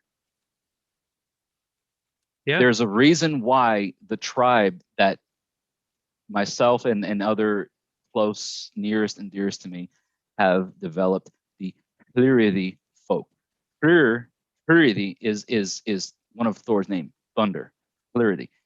People of the thundering storm. This is the reason why our tribe's name is called Hlyridi folk, because Thor just kind of hangs out in this area. It doesn't matter if it's storming with rain or if it's, snow 3 miles away and it's thundering and lightning over here. Like this guy was literally riding on his motorcycle to his job, and it's like snowing in his face, and he hears thunder and lightning across, like in another area. Geographically speaking, like this is like, he's our guy. Like he's here. Doesn't matter what time of year. He's just kind of all around us. Yeah. So it makes sense for us to develop our tribal traditions and to develop a tribal focus on Thor. I believe I got your storm a few hours later because I went to work and I was like, I work in a factory. Everything's really loud, but I'm used to that loud. It was very normal, dull loud. I've got earplugs in, and out of freaking nowhere, the biggest thunderclap I've heard in a long time shook the floor, shook my bones, lights all dimmed for a moment, and I was just like, yeah, hail Thor. I was in the moment. It doesn't matter if it's January or September or August or whatever. Like Thor just like, it's like he set up camp. Yeah, every time. In this like this belt Yeah. of the region. We And our region here, we get more rain than like places that are known for it, like Washington State. They oh, that's the rainy state. It's like, have you been to Georgia? Have you been to Kentucky or Tennessee or Alabama? We get way more rain. it's funny because Michelle Garman in the live chat says Tennessee weather equals or is dressed daily for all seasons. Yeah, that's Yeah. right. Like when I moved from New York to Tennessee, I didn't realize just how bipolar the temperatures or the seasons or the weather could be down here, but it fits. And I talked about this in a previous video where, you know, when it comes to our veneration of the gods or our focus on the gods, I really touched on this in my last video when it comes to Njord, because Njord specifically is a seaside, you know, a deity that's focused on like the sea, and that sort of thing. And I touched upon it a little bit in the video where I was like, you know, if I live in the middle of a landlocked state like I do in Tennessee, or any other, you know, centralized area in our country where there's no like coastal or ocean front areas, like why would I want to choose to venerate a god that has absolutely no geographical location tied to them? Because Njord in the stories tends to appreciate and love those seaside things. We hear about the fact that the whole Njord and Skadi thing, right? That didn't work out because that didn't work out because Njord loves the sea and Skadi loves the mountains, and it's like it was a polar opposite. So like why would anybody potentially focus on a deity that has those potential connections to geographical locations when they're not in those physical geographical locations, right? I wanted to. So I'm glad that you said that because I was going to bring up Skathi as a great example of not caring about blood, because Skathi was the child of an enemy to the gods, and then she was elevated to Yahtzee. Elevated to goddess status with the Aesir and the Vanir there. So and now she's venerated by a lot of people, even though in the lore at one point she could have easily been an enemy of the gods that we venerate. And that's why you can't. And it's just one other great example is why, you don't judge based on skin color or anything like that. I'm actually pretty well known for like my anti-racism, my anti-folkishness, my anti-fascism, stuff like that. People know me by that. That's my main focus of my work in my activism when it comes to my spirituality, and these are great examples. So I'm glad you brought that up. Yeah, you are absolutely 100%. Not just you, Wolf, but if Ocean Keltoy is still on, Aaliyah Kai, have been pretty vocal in your opinions on some content creators who either been indifferent to or I'm going to say indifferent to pretty predominant folkish communities and folkish national organizations. I myself, with my platform, have stated pretty clearly my approach on certain national organizations. And just for those that are tuning in that have maybe never listened or watched any of my content, when it comes to national organizations, I just want to go on the record as saying that heathen national orgs, regardless of your approach to things, that's not where heathenry lies. I feel that heathenry lies at the grassroots level. The backbone of heathenry is at the grassroots level. Some national organizations, the bigger ones, may take a more wholesome approach than others. I 100% do not support the AFA. Let's just go on the record as saying is that I'm just going to call out some names, right? Like, so the AFA, right? You can get good with the AFA as far as I'm concerned, as far as Midgard Musings is concerned. But like national organizations, I understand the approach. I understand the like the reason or the, why you want to do it, but heathenry is at the hearth. Backbone of heathenry is at the hearth. Yeah, I We was. like Go we've ahead. gone through this whole thing in history before. Like you can't globalize heathenry. It's regional. It's focused on a certain area. It's focused on a certain approach. It's tribal in nature. When you try to globalize it, and especially when you try to globalize it to the extent of excluding anybody other than Northern European approaches to things, you can just go fry ice. Absolutely. Yeah, it's part of it's written there in Havamal 127 is when you see misdeeds, you have to take them as your own and speak out against them. And that's where like Declaration 127 comes into play, which is a very soft document, but it's very plainly and easily stated. We don't stand with the AFA. AFA stands alone. Nobody should stand with the AFA. Um, because they are directly racist. They are just an awful group of awful people. But I do want to circle back to what you said about national orgs and stuff like that.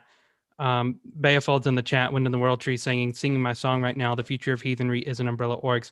I 100% agree with him as well. We tried that and it didn't work. It couldn't work. And now that we've focused our group to local people, we've got a few people who are about 100 miles away, give or take, in different directions, but they're people that we know and trust and love as family.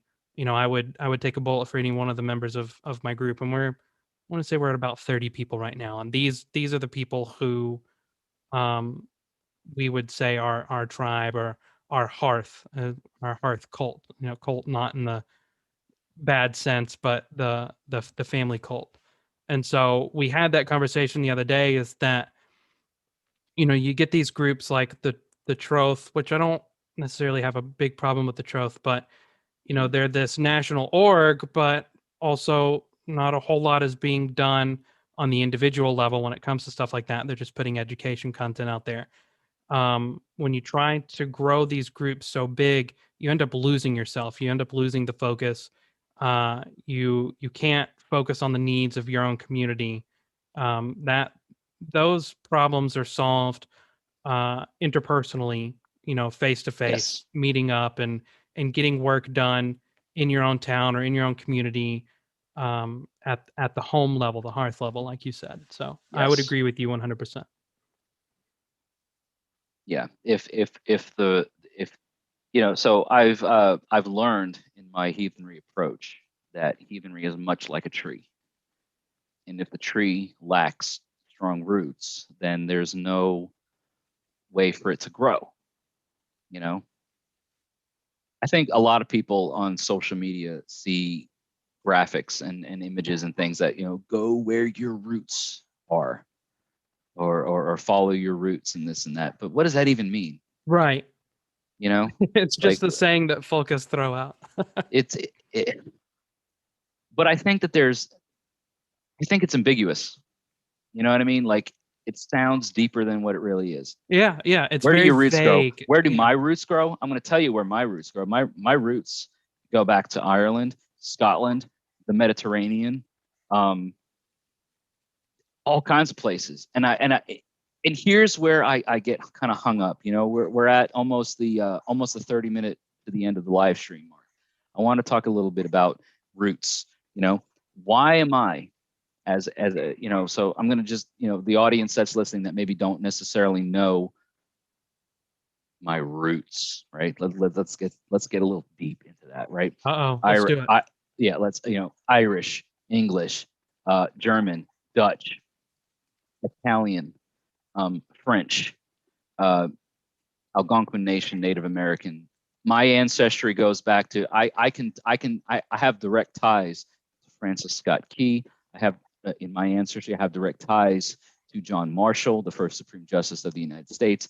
I am a direct descendant of John Chapman, aka Johnny Appleseed. You may have heard of him.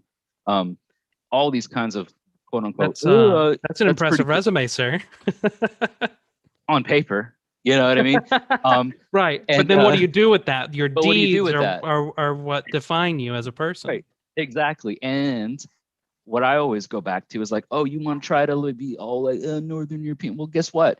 A quarter of my ancestry, or a third or a quarter of my ancestry, is Mediterranean. Why did I not feel? Why am I not venerating the Roman gods? Why am I not following Apollo and all these types of things and that sort of stuff? Well, guess what? I can't answer that. So when you try to be like, well, you got to follow your ancestry. Well, sit down, all right, pull up a cushion, get yourself a nice little comfortable spot, and figure out what the hell that even means. Your ancestry and this and that, and following your ancestors. Like, I'm sure that at one point in time, my ancestors venerated Apollo and the Roman gods of that pantheon. Do I adhere to that? Do I follow that? No. Did I feel pulled to that? No. Why? Aliaka says Apollo isn't Roman. Okay. She's Well, Hellenist, you may have so. you're Hellenic, so you may have a better focus on that. But I'm saying like why do my Roman ancestors don't? Why do I not feel a pull to my Roman ancestors? There you go. There's a gravity well thing that exists. I feel. Is it a thing? Probably, yeah. But does it automatically give me added benefit? Does it automatically give me privilege to any of that sort of thing? So my deeds, my actions, everything that I do makes a difference.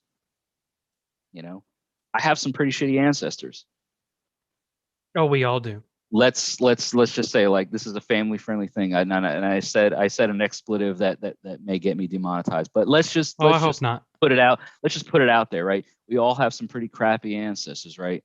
We all have some people that did some really awful things that we don't want to romanticize. We don't want to do, but what are we doing? Right. How are we adding to, how are we feeding the well? How are we reserving orlog for our descendants? Right? The hell with whatever happened before. We are here now because of certain actions, and we are here now because of certain deeds. But what are we doing that preserves the orlog of our descendants? Right. I've actually got a video on ancestor veneration, where I talk about problematic ancestors. Where I actually got the video link right here. I'll drop in the chat if you don't mind. Please do.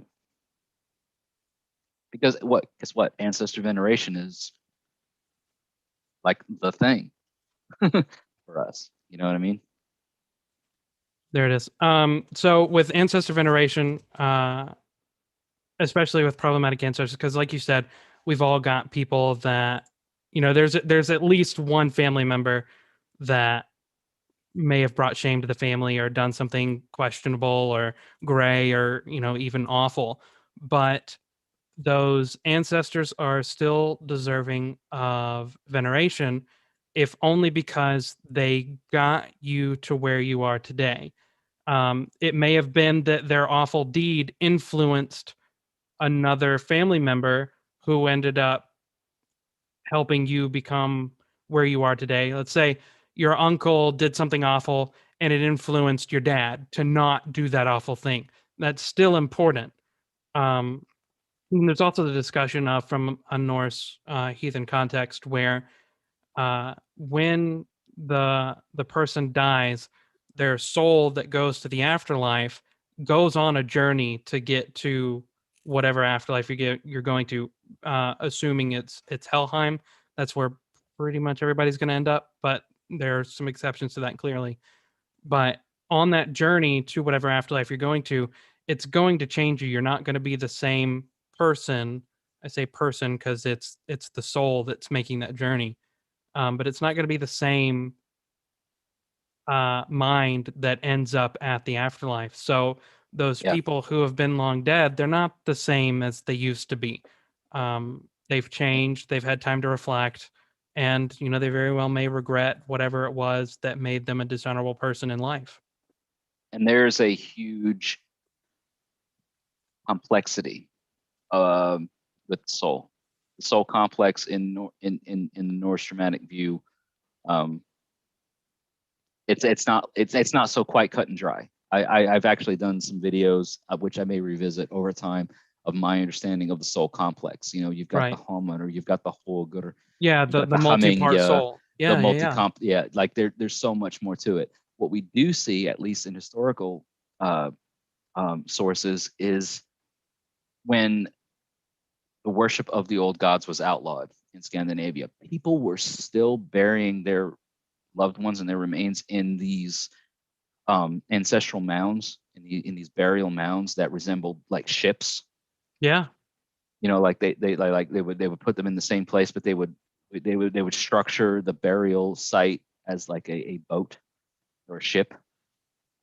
And I have on good authority, at least, that the idea of Valhalla as an afterlife was just an added kind of bonus, It was just or an thrown in. added part It was of just or an thrown in. added part. It was an added part of the afterlife. You know what I mean? It was focused on the nobility. It was focused Yeah. on the Yeah. kingship. It was focused on the certain Jesse, I folk. didn't realize that we agreed on so many things. Hey, we live and we learn. You know what I Yeah, mean? we Like do. it's a thing. And I'll tell you, in my growth as a heathen, in the short period of time that I've adopted this mentality, I've learned so much, and I continue to learn so much Yeah. day in and day out. I've done a video where I was like, you don't go to Valhalla because you're battling. Cancer or mental Yeah, struggles or yeah, that sort of thing. And those and kinds I of things. also hope to do a video where it's like Valhalla is a totally It's an maybe awful maybe place. maybe your perception of Valhalla is not exactly what you think. Yeah, exactly. Like Ocean, what you're saying. Like yeah. Ocean did a video on different Norse afterlives, and he touched on how not a great place, like it's not Viking heaven, no. So look, so let's like if you want to just like cut it down to like the basis of what's written down in the lore, like do you really want to live after your physical self in a place that's basically like Viking boot camp? Yeah. Like, do you want to like literally fight and die every Yeah. living day and night? Every morning you wake up and you go and you fight until you die, and you feel that you're not immune to pain, Yeah, and you're cutting each other up and you're stabbing yeah. each other and you're dying, and at the end of the day you're revived. You walk back in the halls and you get drunk and you get fat, and then you go to sleep and you wake up and It's you it's do it it's all it's over rinse and again. repeat. All over It's again, every single day, day in and day to out until prepare for Ragnarok. what, right? To prepare. Ragnarok. Which, so here's where I find here's where I find the issue with that, right? Oh, so you live and you fight and you die or to prepare for quote Ragnarok. Ragnarok is Right. cyclic.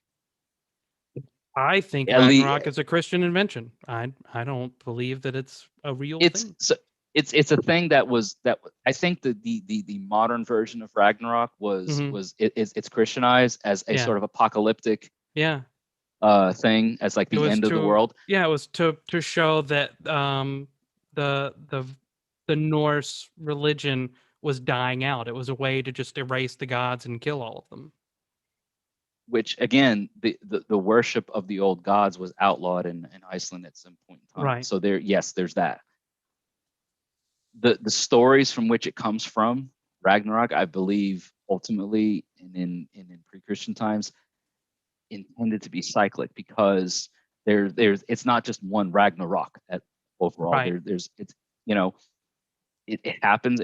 There's this cyclic thing. Things live, they die, they return, they live, they die, they return. It's cyclic. At least in my view. I'm not an authority. I'm not saying like, hey, you guys need to stop thinking about Ragnarok. I've had that opinion before as well. So I understand that perspective 100%. And I also see how some of the modern media tends to pitch Valhalla as this like romanticized Viking heaven. We see it in where all the cool like we see it in Vikings. Go. We even see it in the Last Kingdom. I don't know if you've watched. I like the Last Kingdom a lot, but I would agree with you on their perception of Valhalla being skewed. Yeah, it's like, oh, we need to get so spoiler alert for anybody that hasn't watched the Last Kingdom, right? One of the key figures who dies. I'm gonna be ambiguous. I'm gonna not name names. One of like key figures in the series who dies is like he's stuck in Niflheim and he can't get to Valhalla until we do A, B, and C. Not how it works. Even in lore, that's not how that works. Right. Like I understand the approach and trying to continue a story and make it entertaining and keep people attached to the storyline, but like, no, you don't die and go to Niflheim because you didn't do something, or you didn't like have your weapon on you didn't have your hand on your weapon, and so now you're just destined to Niflheim or whatever. Like, no, that's was it the Geico commercial? That's not how this works. That's not how any of this works. Absolutely. And I like that you brought up a second ago, like there's people who attempt to be inclusive and say like, oh, you battled cancer, so now you get to go to Valhalla. That's not how they viewed it then, and that's a very modern interpretation that doesn't have a lot of has zero basis in any of the lore. I want to be very clear there. It's just made up. And if you want to believe that, then so be it. But also, if you've lived your life with a body riddled of cancer and you're weak and you're dying, do you really want to be thrown back onto a battlefield where you have to live, die, repeat every single day? That doesn't sound like a place that you would want to go appealing. To.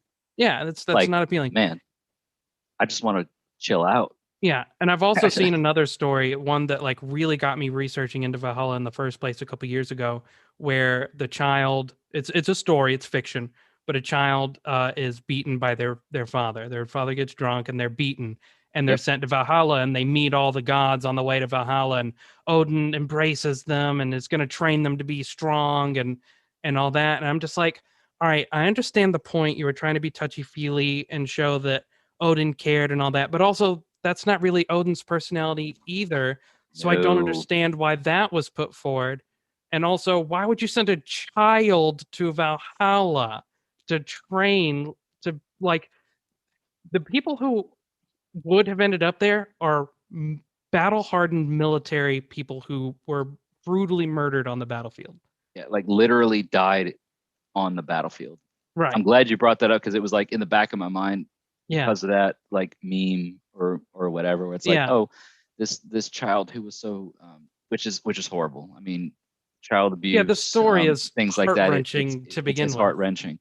The whole dynamic though behind Odin being the sort of like all loving, let me embrace you. Let me like, have you read the lore? Do you understand? Like, do you know the names of Odin? Weapon Ready, the Mad One, all these various kennings that are attested to in the lore with Odin. Like, he's a psycho. He can be. And I will go on. He's maniacal, dude. He's diabolical. He absolutely can be, and he's after his own interests. Like, he's a psychochomp. Oh yeah. He's got his own agenda, and all gods have their own agenda. It's just you have to understand what that agenda may be. But Odin in the lore has a highly over romanticized view, and he tends to be talked about more in the lore. We read through the Poetic Edda, and he's pretty much a key character in so many things, like the Havamal, number one. Like, first of all, he's like, oh yeah, let's talk about the fact of let's be a good host and how to be a good guest. And then like halfway through, he's a little bit too drunk, and he's like, these women damn them, you know, they mess with my mind, and then the next thing you know, he's like, I've discovered the runes, you know,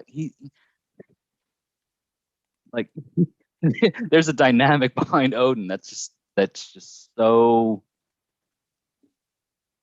crazy. Like, you Yeah. know, crazy when I mean like mad. Like, Yeah.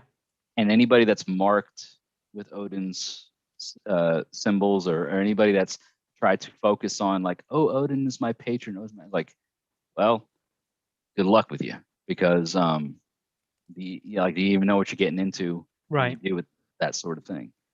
You're kind of traversing into waters that may be a bit too tumultuous And for your liking. I've heard some UPG, and I've had some experiences of myself, which we don't have to get into. I know we're about to close up here, but Sure. there are aspects of Odin that can be positive, like with the wisdom side, Oh yeah. stuff like that. And then if you look into like Anglo-Saxon heathenry, where Woden is seen more as a I'm not going to say healer, but he does dabble in removing poisons and toxins. He's good. There's stories where he takes the poison from a viper and gets rid of it. Mm. And he's more focused, even more heavily on wisdom than even Odin is, because I would say that those two deities are separate. Oh, Um, so you're saying that Woden and Odin are two different are, deities. I would say that, mm, yes, because they're so distinct in personality. They have different attributes. The multiplicity of these experiences would lead me to believe they're so drastic that they would be two different deities, just like Thor and Thunor would be two different deities. not just the fact of the linguistic separation between the Right. naming No, of like, I would say you could name them both Odin. Like it could be Anglo-Saxon Odin and Norse Odin, but I still think that due to the multiplicity of the experiences that take place, they're so drastic that they would be looked at as two different deities. Especially in antiquity, they are definitely referred to as separate entities, not the same. this may open up a future collaboration, I'd love to talk me and about you, Wolf, it. I'd because love to I'm talk looking about at I'm looking at a recent comment from Wyatt's asking about, do you think Odin ever attempted to throw himself into into the gunning Gunung gap. Gagap? Oh, Yeah, yeah. like, the names of these various deities, like, so at least on a larger scale, like we're talking about linguistics, we're talking about um, some, like, it's not, heathenry 101, we're talking about Right. heathenry like 401, or Yeah, like yeah, some we're pretty deep stuff. definitely leaning into 301 and 401 areas right Yeah, now. We're yeah. getting into like philosophical and theological discussions Yeah, of picking apart lore. yeah. This could be a pretty cool collaboration that we hear on, at least. I'm not limiting it to the Midgard Musings channel, but for Wolf's channel, or for any of the other Uh, um, heathen channels that are here, maybe I don't know, Ocean Keltoy, or anybody my else that's listening my or watching partner, still. Ocean and I do a podcast together almost every Is it Sunday the called Omnipotent Beard? The Omnipotent Beard. Yeah. Um, I'm gonna go ahead and extend a soft offer and say, hey, we'd love to have you I on sometime I and am have a not. discussion. Let me just go on record that I am not an Omnipotent Beard. No, you got a So beard, if buddy. that's a Don't even worry prerequisite, about it. Don't even worry about it. You got a beard. I see it there. You got it. I see it there. Yeah, like, Yeah, I see. across the realms, it Hey man, looks like something, but when you live with this every day, you can't help it. But yeah, I'd love to have you on sometime. We're booked out for a little bit, but you no, and that's I fine. should DM personally, and we'll figure something out because Yeah, I'd love to talk with you more. yeah. It would be a fun thing, So everybody that's stuck through, like I gotta say, for the progression of the Midgard Musings channel, I think this has been the largest audience that we have seen here on this platform, and I would attribute that largely, if not 100%, or 80%, due to Wolf's inclusion here. So the growth of Midgard Musings and the inclusion with folks like him and Aliakai and Ocean Keltoy, and so many of the others that we may have overlooked in the chat. Anybody that's commenting live in the chat, please don't feel neglected or whatever. There's a lot going on. There's a lot of interaction and stuff, and we appreciate everybody's inclusion and everybody's involvement. So this is exactly what I would hope for on the Midgard Musings channel. I've mentioned it before that, you know, collaborations and inclusion in other content creators, other heathen content creators for 2021 has been something that, you know, I wanted to see a part of the Midgard Musings channel. I still love what I do, and I do what I love. And, Yeah, and that's where it's at. The passion, you know, what I do here is I've said it before. Like I could talk to nobody and still do what I do, but the satisfaction and the return that, you know, we get from the viewers and the subscribers, it's mutual and reciprocity, man. It's part of the gifting cycle, honestly.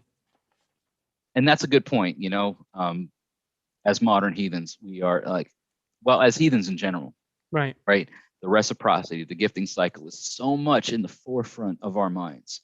You know, when it comes to what we gift to the folk and what we gift to our community and what we gift to the gods, that reciprocity, what we gift, we hope to receive. The comments, the questions, the asks, you know, anybody that follows my particular channel, if you just go to like the description area, there's a Linktree link there. You know how to contact me here on Midgard Musings. I'm not going to blast it in the live chat. You can check it out, but please be sure to check out Wolf's stuff, Ocean Keltoy, Aliakai, anybody else.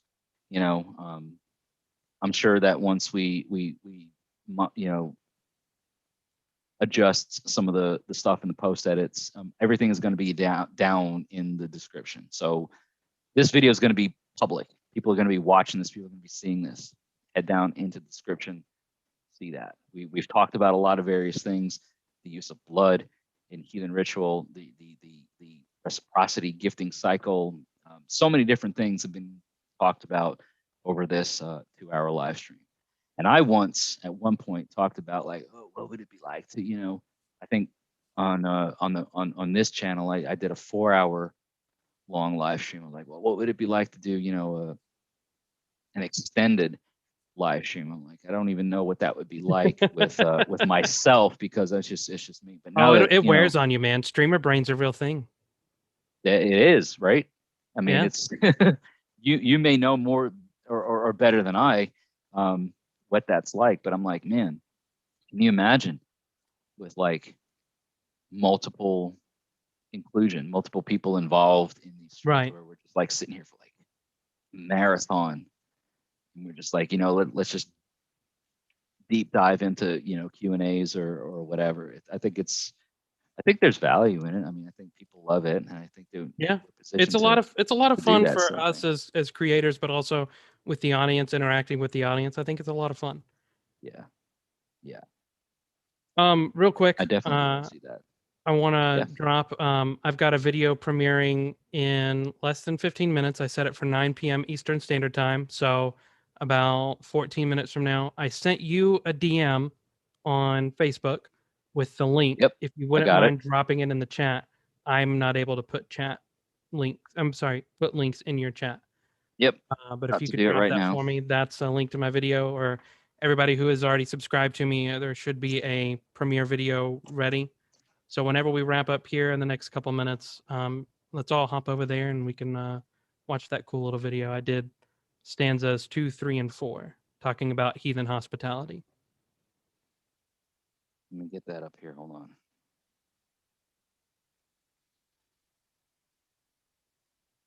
on. There it is. All the folks listening and watching to the live stream. There's a link. Head over to Wolf's channel here in just a few minutes.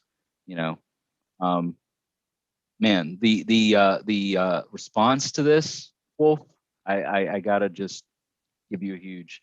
I told you I'd bring. I told you I'd bring you some. You brought the tribe, man. I asked you. I was like, how many?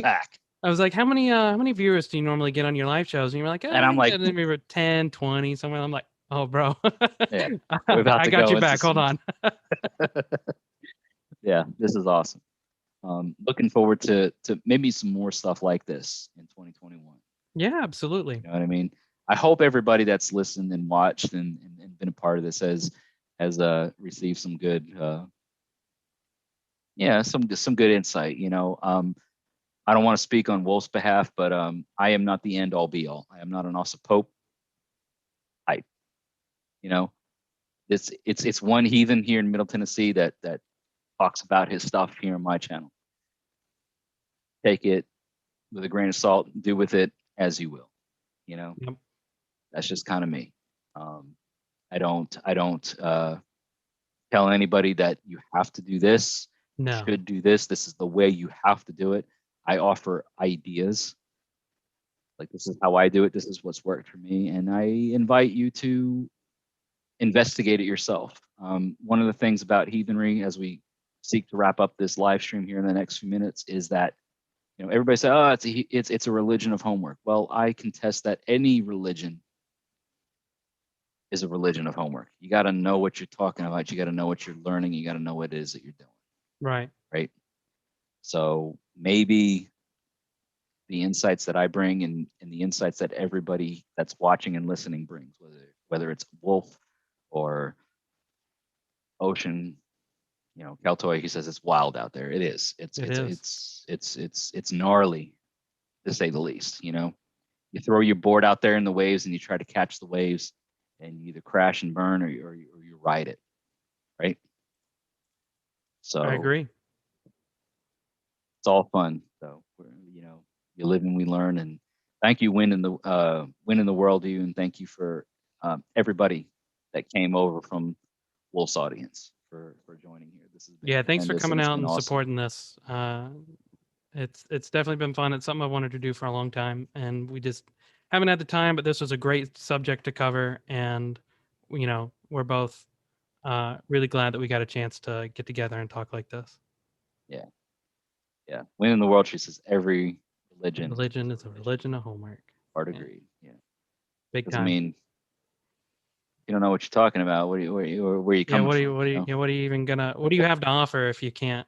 I myself, and like you mentioned before, like the majority of modern pagans come from a Christian background. Yeah.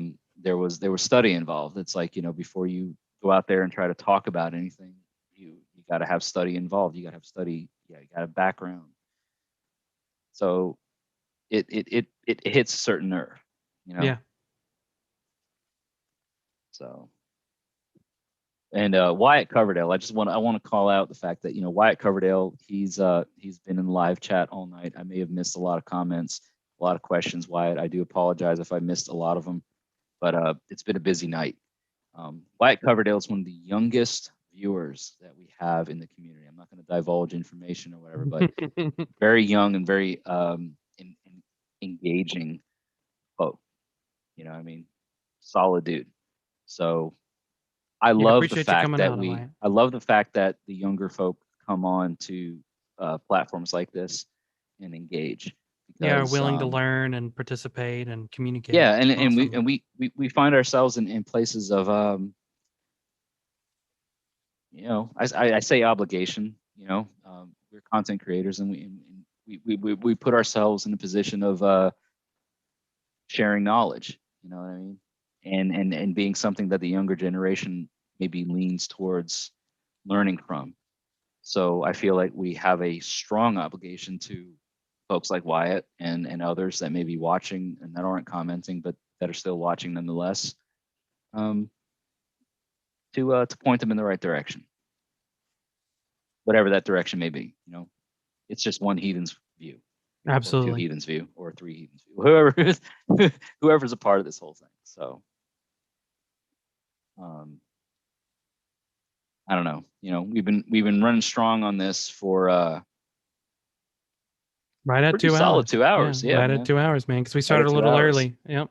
We did start a little early. So I want to thank everybody for tuning in. Ocean, Keltoy, Aliakai, Michelle, big thanks to my guest, Wolf the Red. Please, everybody, Absolutely, man. head over Glad to to be his here. YouTube channel, subscribe. Nathaniel, just looking through the live stream, everybody that I may have missed. If I didn't mention your name, it is not a slight to you in any way, but anybody and everybody that's watched the live stream over the last 2 hours, you're the real MVPs. Thank you for being here. Yeah, I really appreciate the support, everybody. So please, everyone. Yeah, go ahead, Wolf. No, go ahead, man. Go ahead. No, I was just, wrapping it up. Anybody that wants to support, you can head down into the description. There will be some information shared down in there in the post edit. But you know who's watching or who's been a part of this. So definitely please be sure to support in that way. So Wolf, you got anything to say before we wrap it up? No, I just appreciate the support. If you're up to it, head over to my video that's premiering here in the next couple minutes, and I will be there. yeah, absolutely. And we'll definitely be there. We'll watch a couple minute video there on the Hava Mall that I've been doing. But I appreciate everybody, and everybody's been really cordial and polite and inviting. And Jesse, it's been great to sit down and actually talk long form with you like this. You can only get so much information from a few YouTube videos and some DMs every now and then. So I'm glad that we got to have this talk, and I'm looking forward to more of them in the future. Same here. All right, everybody. Thank you so much for tuning in to tonight's live stream. You guys all be safe, hail, and may your hearth fires all continue to burn bright. Go big or go home.